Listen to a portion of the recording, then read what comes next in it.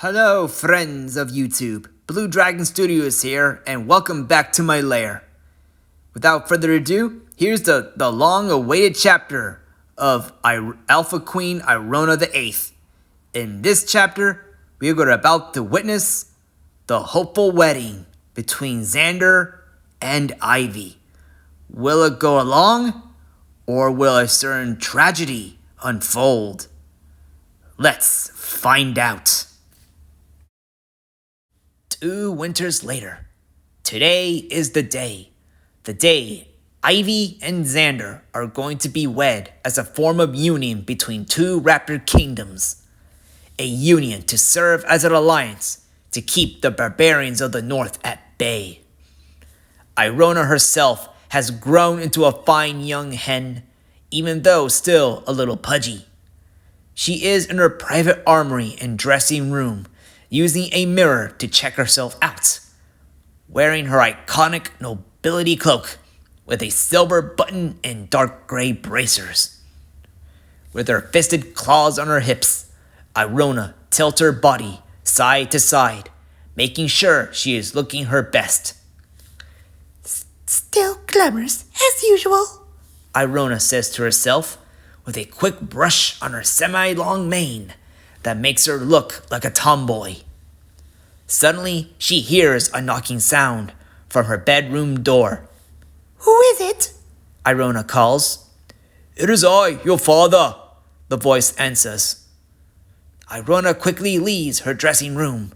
She approaches her bedroom door and opens it to reveal Emery himself, her father. "Good morning, my sweet Irona. I see you are dressed and ready, I assume?" "Indeed I am, dear father. Gotta look my best for a special day." The now early 20s Irona answers, making a ballerina-like twirl. Emery chuckles before saying, "Indeed you are, like always. Just like your sister." Irona makes a quick growl at the mention of her sister. Emery can sense it. "My dear Irona, can you at least pretend to be happy for Irona?" "Believe me, I tried to, but pluck my feathers. I just can't stand her," Irona complains. "I mean, she's a bloody idiot who only cares about her image. Why does it have to be her to take the throne?" "Irona, we talked about this winters ago," Emery states, looking stern. Irona calms from her rant. It is no secret that she is jealous of Ivy. How can she not? She is way smarter than that airhead. Emery walks up to her and puts a claw on her shoulder and says, "Regardless how you feel, today is a very important day. You do know that this is not just about her, right?" Irona cannot help but agree. This day, the wedding is not just about Ivy's supposed happiness with Xander. It is about fulfilling an old agreement between 2 kingdoms to make an alliance in order to combat a big thorn on Avalonia's shoulder for so long. Fenheim. Yes, father, I understand. But sometimes I wish we could bend tradition from time to time." Irona pouts. "I would challenge her to the royal duel, but every raptor will think I'm being dishonorable just because she has no combat skills." Indeed, there is a way to win the throne away from Ivy. There is a tradition among noble raptors that involves challenging each other's authority or decision when things get too heated. With her family, however, is a unique duel with special conditions that only her family, Clan Ultimar, is allowed to do.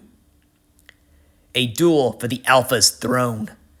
But she has not done so because it will not be a fair fight. Ivy was never trained combat. Thus, to fight her will be like fighting a defenseless hatchling. It will make her look like a bully. "I understand where you're coming from. But, as I once told you before, tradition is not something that could be easily discarded. And some traditions are more important than others, for good reason," Emery explains. "But right now, I have come here to tell you, to get your sister. She is supposed to be ready and meet me at the entrance of the Odyssey Gardens. The wedding is about to start. Do you understand? Yes, father. I will do that. Irona uneasily agrees, making Emery brighten up. Good then. And please, make it quick. We need to do this as soon as possible. A lot is at stake. Irona leaves her private quarters. As she walks into the hallway, she is greeted by a lot of guards on patrol and drones cleaning the floors, dusting the mannequins, and watering the potted plants. They all give their respected greetings to Irona by making quick bows because she is royalty. Irona will eventually stop by the door she is looking for, the one with a flowered vine hanging around it, Ivy's room. Let's see how she's doing. Irona lifts a claw and knocks on the door. Who is it? A loud, cheerful voice shouts through, making Irona cringe with a growl. It is I, your sister. Oh, you?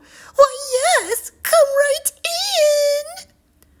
With another soft growl, Irona slowly opens the door to see a bedroom looking more like a flower garden with paintings of ivy throughout the winters. There are also many statues, a tea set, a fancy flowery bed, a private bathing room, and many more that a spoiled rotten girl could ask for. Speaking of that, is the bride herself on the center of the room, standing on a wooden platform, posing around with a gorgeous dress to show off to the tailored drones with her. Ivy is wearing a white gold feathered dress connected to a golden crest collar with purple gems that matches her little crown on her head, accompanied with 6 pink flowers on the sides of her head and a pair of golden bracers on her wrists. So, how do I look, ladies? Am I just the most beautiful bride of all Pantera? You are indeed a sight to behold, your highness. One of the drones bow. Prettier than Alpha Queen Nora? Ivy asks, keeping her grin, raising a brow as she brushes her long, dark purple mane. You are nothing compared to her, you good for nothing. Irona growls to herself. How dare Ivy compare herself to the great Ultimar Nora? Perhaps Ivy is a joke compared to the alphas before her.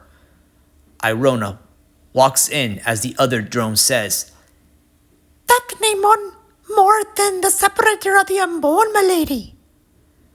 Irona coughs to get Ivy's attention. Ivy turns her attention to see her younger sister in her bedroom. Oh, my dear little sister. How do you think of my dress? Ivy asks as she twirls around.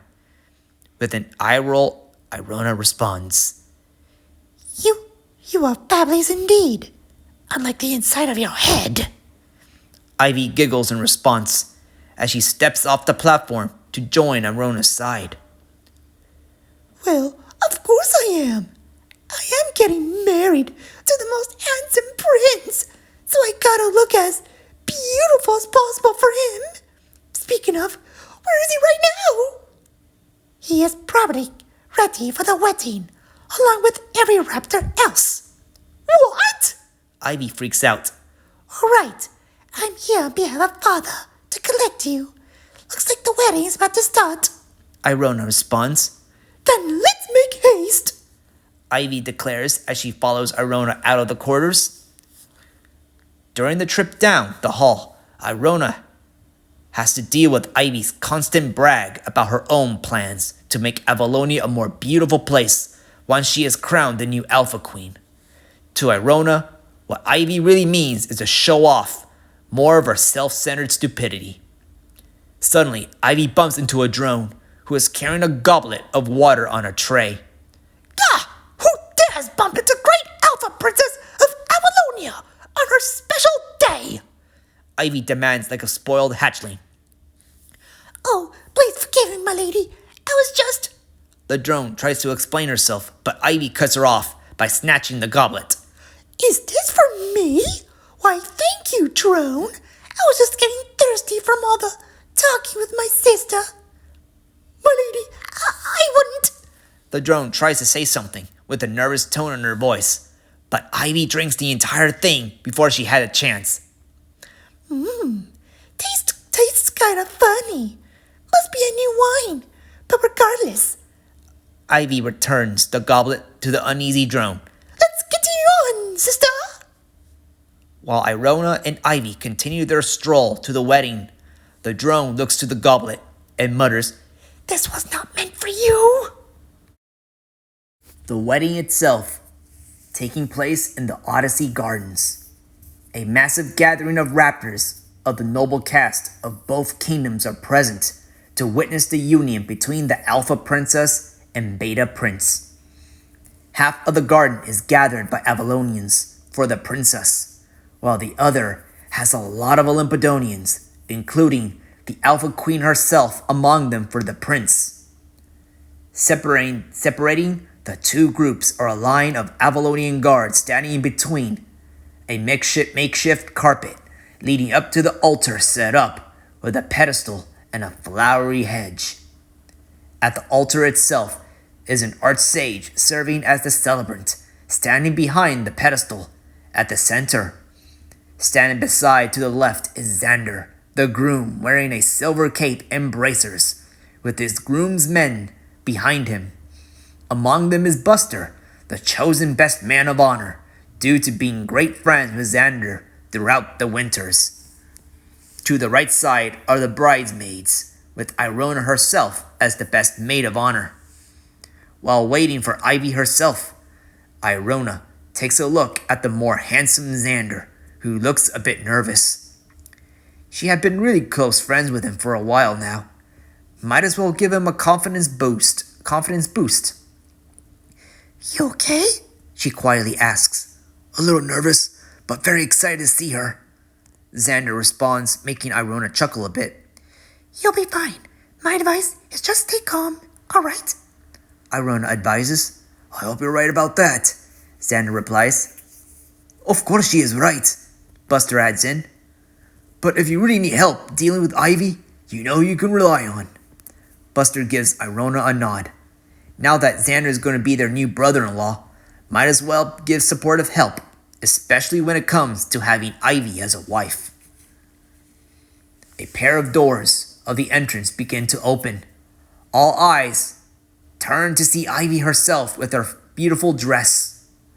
She puts on a big grin on her face, holding a pink glass orb like a bouquet of flowers, with Emery, her father, escorting her down to the altar as a band plays the Here Comes the Bride tune. Every raptor in the garden are at awe at the sight of her beauty. Ivy paid no attention to the crowd. She is more focused to the ceremony at Claw.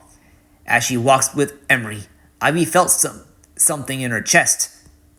She makes a brief cough, making Emery a bit concerned, yet continued to walk all the way to the altar, where Xander and the archsage are happily waiting.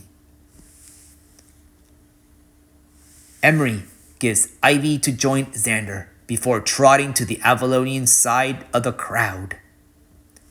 Both Xander and Ivy admire each other's sight.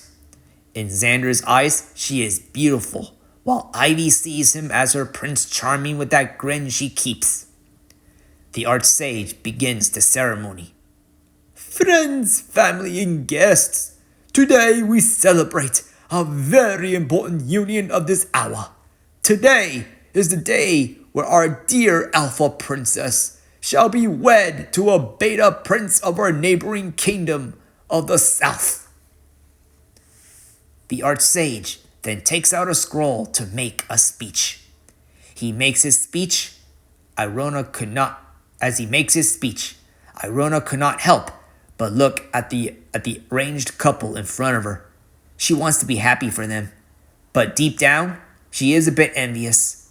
Ever since her meeting with Xander since hatchlinghood, she had developed feelings for the prince, yet she had to hold herself back for the sake of her father who planned the whole thing. Sometimes she wishes she is the older hatchling, not only for the throne, but probably be betrothed to Xander instead. Yet spirits had other plans.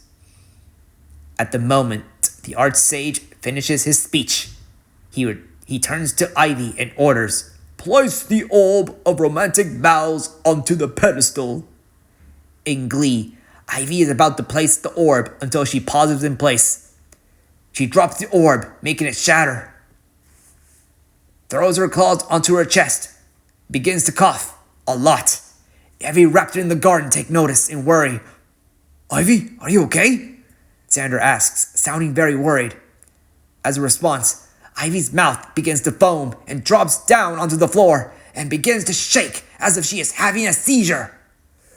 "By the spirits, some raptor, get a healer, now!" Emery screams as Irona helplessly watch her sister twitch around. Alpha Princess Ivy has passed away. The news of the princess's death broke a lot of hearts. According to the healers who tried to help but were too late, turns out Ivy had drank a deadly poison that came from a Dilopho. Both Emery and Patra are devastated. Both were looking forward for the wedding to take place to solidify their alliance. It is now into question until another princess comes by. The following sunrise after Ivy's death, Irona finds herself inside a massive temple in front of a big glittering emerald tree with a crystal ball on a podium, serving as a shrine to the spirits. Among the shrine is the body of the late Ultimar Ivy, laying peacefully on a wooden table, covered by a black see-through veil. A mistcaster stands by a podium, giving a speech about Ivy with prayer. Irona, along with Buster and Emery, gaze upon the body with a raptor crowd behind them all, seated in pews, paying their respects. Irona is a mixed one. A part of her wants to be happy that she is close to the throne. Another wants to think Ivy had what is coming. Yet Irona feels no joy out of it. Maybe even though Ivy was a total narcissist, but by the end of the day, she was still her sister. Family is family no matter what. Speaking of family, Irona turns her head back to gaze at the raptor crowd. She could see Olympidonians among them, including Patra, but Xander is missing among the crowd. Curious where he could be. At night, after Ivy's funeral, Irona walks down the private quarters hall to find a particular raptor, Xander. She wants to check out to see if he's okay. She stops by a door and knocks. "Who is it?" Xander from the door shouts. "It is me, Irona. May I come in?" Irona requests.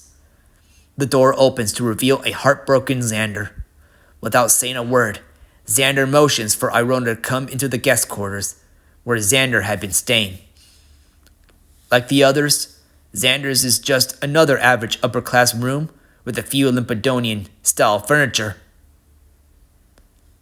Like a fire-red flag of Olympidonia hanging beside the Avalonian one. Irona and Xander make their way to a balcony where they stand together, gazing at the city below. "You feeling okay?" Irona asks. Xander closes his eyes and takes a deep breath. "I can't believe this is happening. At the moment of happiness, only to be stripped away, just like that." "Why were you not at the funeral?" "It is not that I did not want to go. It's that the whole thing could have never have happened." "What do you mean by that?" "I mean, there must have been another way to help her." "Like what?" Irona asks sternly, crossing her arms. Like, maybe make a potion to cure it. And I thought you Avalonians were skilled with these powers. Do you not have healing mist?" Xander rants. "Not all mist can fix everything, unfortunately. I must also add, we were cold off gold," Irona states. Xander puts his elbows on the railings of the balcony and held onto his head looking frustrated. Irona consents that Xander is in complete denial of Ivy's death. Irona puts a claw on the rooster's shoulder for comfort and asks, "Did you really kill for her?" Well, Like her or not, she was not always that bad. Xander responds, getting an eyebrow from Irona. I mean, she was an airhead, true, but she's actually understanding if you know how to get on her good side. That makes Irona laugh a little. Never has she known Ivy of being understanding. A good side of her? Maybe Ivy was just trying to get to Xander's good side, if anything. But she digress. Xander breaks her thoughts. But now she's gone. Spirit's hoping her soul gets forgiven. What do you think will happen now? Irona asks, with her heart beating fast. Without the wedding, our kingdoms won't get this alliance, and I will probably have to go back to Olympidonia. To be frank, I was pretty eager to stay here with her. I have grown to like it here. At the moment, this could be Irona's only chance to show her affection for him. Feelings that she had held for him for winters. Here goes nothing. With blush on her cheeks, Irona finally says, Maybe you could have another chance. With someone else coming to mind. She slowly grabs one of Xander's claws. He looked caught off guard as he turns his gaze, looking right into Irona's lustful eyes. Maybe not just for an alliance, but maybe share your life with someone that you truly love from the bottom of your heart. What do you say? Irona moves her tail to wrap around Xander's legs seductively. After a brief silence, Xander smiles as he holds her claw back. He even wraps his own tail around Irona's legs. He gets the message. For so long they have known each other. For long they have many in common. Unlike Ivy, this union is truly for love. Irona and Xander move their snouts together and connect their lips into a passionate kiss. Meanwhile, by Xander's door, a certain Alpha King and Alpha Queen were watching with hopeful smiles. Alright, end of chapter. I hope you all enjoyed this chapter of the Tale and Scale about Irona. What a tragedy for poor Ivy. And now it looks like Irona is finally making a move with Xander. Will the dreams come true? Or will something more tragic come to their way? But for now, I hope you all enjoy this chapter. Please leave a comment, a like, or subscribe for future content. And also, please be sure to give some good old support by looking up my actual book, mainline book, Tales and Scales, The Empty Throne, in Amazon. Without further ado, this is the Blue Dragon Studios, and thank you for visiting my lair.